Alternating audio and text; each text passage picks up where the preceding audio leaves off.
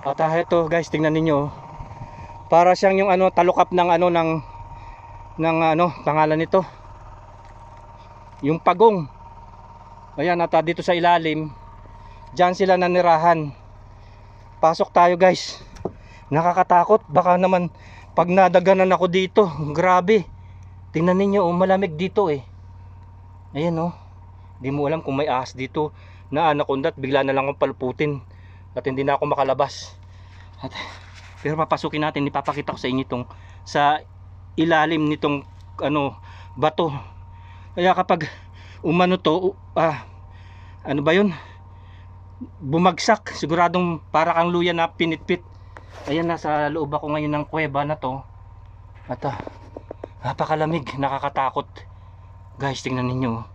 Ayan yung bahay ng mga Saudi noong unang panahon. Dito nanirahan yung mga bado. Diyan sila natutulog, nagkakain. Hindi masyadong malaki espasyo. Kumbaga yung mga tirahan nila, ganito lang kasimple. Dahil doon sa ibaba, doon sila nagpapasto ng mga tupa, camel o ano pa man dyan sa ibaba. At ito. At dahan-dahan tayo, baka mag-fall down ito at malasak, matumba. Ito yung sa taas. Kita ninyo.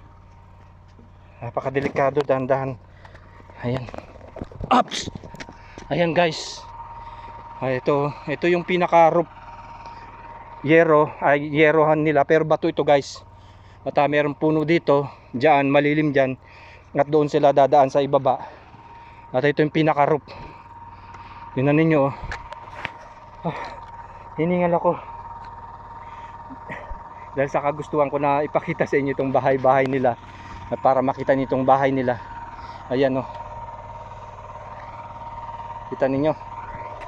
At banda doon pa guys. Punta tayo doon.